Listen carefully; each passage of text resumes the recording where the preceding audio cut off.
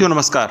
बहुत सारे किसान साथी कई दिनों से रेगुलर कमेंट कर रहे हैं जिनमें वो कॉम्बिनेशंस के बारे में पूछना चाहते हैं। कॉम्बिनेशन कुछ प्रोडक्टों के जिनमें वो धान की फसल में गोब अवस्था में लगाना चाहते हैं या फिर ऊपर बालियां निकलने के बाद में लगाना चाहते हैं, जिसमें कि कीटनाशक हैं, फंगिसाइड हैं, बहुत सारे बूस्टर्स हैं, एनपीके खाद हैं, उनके साथ में कई सारे टॉनिक भी हैं। ठीक है, तो वो उन्हें मिक्स करके लगाना चाहते हैं जिसके बारे में वो पूछ रहे हैं।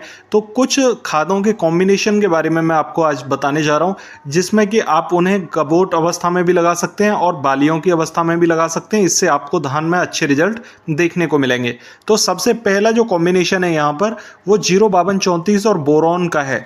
अगर 05234 के साथ आप बोरॉन मिला के लगाना चाहते हैं तो आप बिल्कुल लगा सकते हैं, लेकिन आप बालियां निकलने से पहले की अवस्था में लगाएंगे तो आपको ज़्यादा अच्छे रिजल्ट इनके देखने को मिलेंगे। साथियों, अगर बात करें इनकी मात्रा की तो आप यहां पर 1 किलोग्राम 05234 ले सकते हैं और उसके साथ में बोरॉन 100 ग्राम से लेकर 150 ग्राम तक मिला सकते हैं। हालांकि पानी आपको लगभग 150 लीटर जरूर लेना होगा। ठीक है, प्रति एकड़ की ये डोज है। साथियों, अगर बात करें यहाँ पर कि 0050 और बोरॉन की, तो देखिए 0050 और बोरॉन का कॉम्बिनेशन आप बिल्कुल कर सकते हो बालियों के समय पर।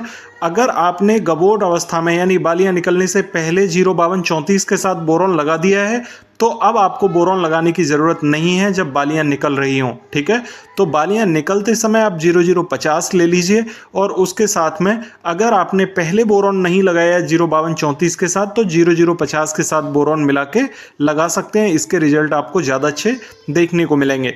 यहाँ पर पोटास का इतना महत्व क्यों बढ़ जाता है? तो देखिए, पोटास का महत्व इसलिए बढ़ जाता है कि पौधे के अंदर जितने भी माइक्रो न्यूट्रिएंट होते हैं, पोषक तत्व होते हैं, उन्हें धान के यानी चावल में भेजने का जो काम करता है, ट्रांसपोर्टेशन का जो काम करता है, वो पोटास ही करता है। और पोटास पौधे में आखिरी तक जितना भी पोषक तत्व होता है उसे लास्ट तक भेजता रहता है, ट्रांसफर करता रहता है, जिससे कि दाना बड़ा होता है, चमक ज़्यादा रहती है और दाना फूलता ज़्यादा अच्छा है। ठीक है, यहाँ पर सल्फर का महत्व भी काफ़ी ज़्यादा बढ़ जाता है, जो कि 0050 के अंदर सल्फर की मात्रा होती है, क्योंकि इसे पोटेशियम सल्फेट भी बोला जाता है। और पोटेशियम सल्फेट होने के कारण इसमें सल्फर की भी समथिंग 18% तक मात्रा होती है और इसका लाभ पौधे को चमक के रूप में देखने को मिलता है। जो धान भरता है हमारा, उसमें चमक लाने का काम सल्फर करता है और पोटास से दाने को बड़ा होने का काम करता है और ट्रांसपोर्टर का काम भी पोटास यहाँ पर करता है। बोरॉन का अगर स्प्रे आपने पहले कर दिया है तो वो यहाँ पर हमारे पौधे में परागण की क्रिया को अच्छा करने में बहुत लाभदायक होता है और फलों को बनने में भी बहुत लाभदायक सिद्ध होता है पौधे के लिए।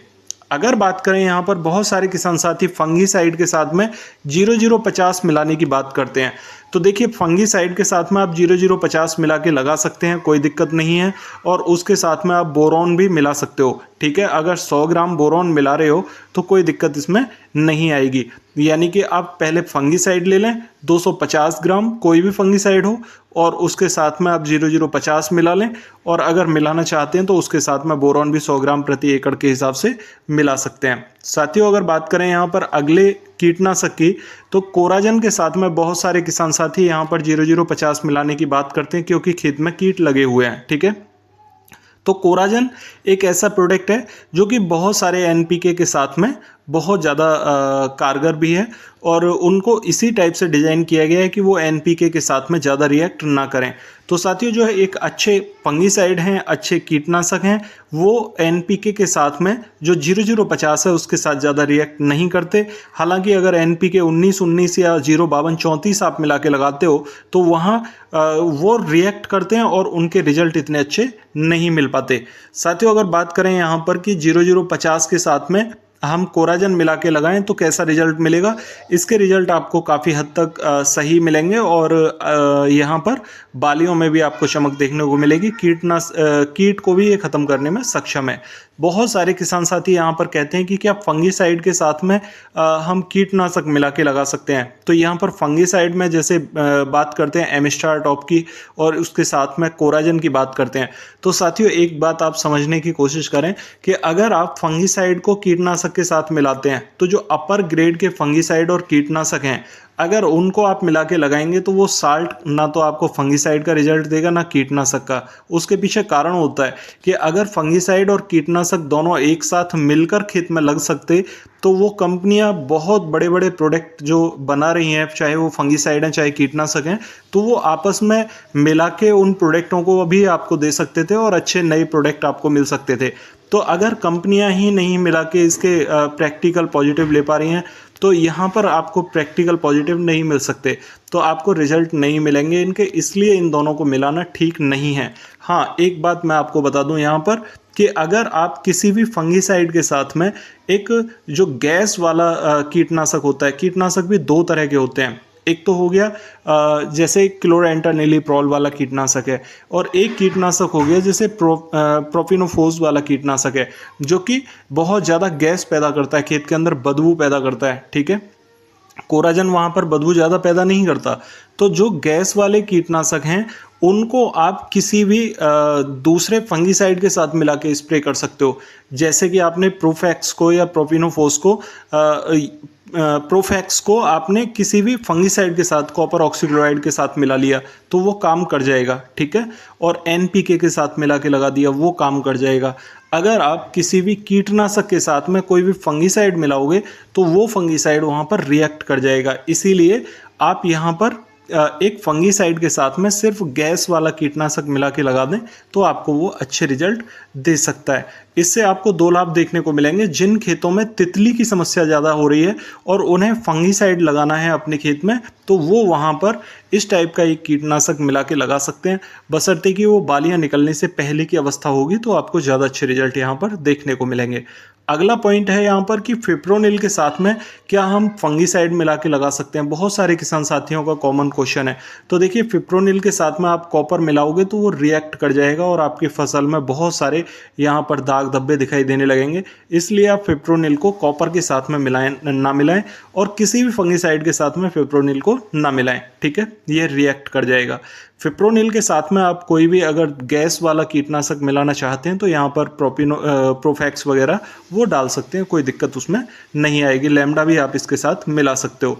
अगला पॉइंट यहाँ पर बड़ा महत्वपूर्ण है। बहुत सारे किसान साथियों का सवाल था कि जिंक के साथ में क्या हम बोरॉन मिला सकते हैं। तो देखिए, जिंक के साथ सबसे फर्स्ट पॉइंट तो मैं बता दूं कि जिंक और बोरॉन दोनों आपस में रिएक्ट करते हैं, इन्हें आप नहीं मिला सकते।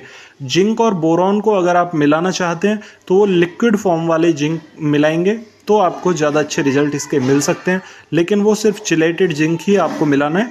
अगर पाउडर वाली फॉर्म को मिलाओगे तो आपको ना बोरॉन का रिजल्ट मिलेगा ना जिंक का मिलेगा, इसलिए इन दोनों को ना मिलाएं। बहुत सारे किसान साथी कहते हैं कि NPK 05234 के साथ में जिंक मिला सकते हैं क्या। आप बिल्कुल नहीं मिला सकते। जिंक 05234 के साथ मिलकर रिएक्ट करती है, फट जाता है साल्ट। इसका कारण क्या होता है कि 05234 के अंदर फास्फोरस होता है और वो जो फास्फोरस है वो जिंक के साथ में, जो जिंक सल्फेट है, सल्फेट और फास्फेट मिल जाते हैं और वो दोनों रिएक्ट करके वो साल्ट फट जाता है।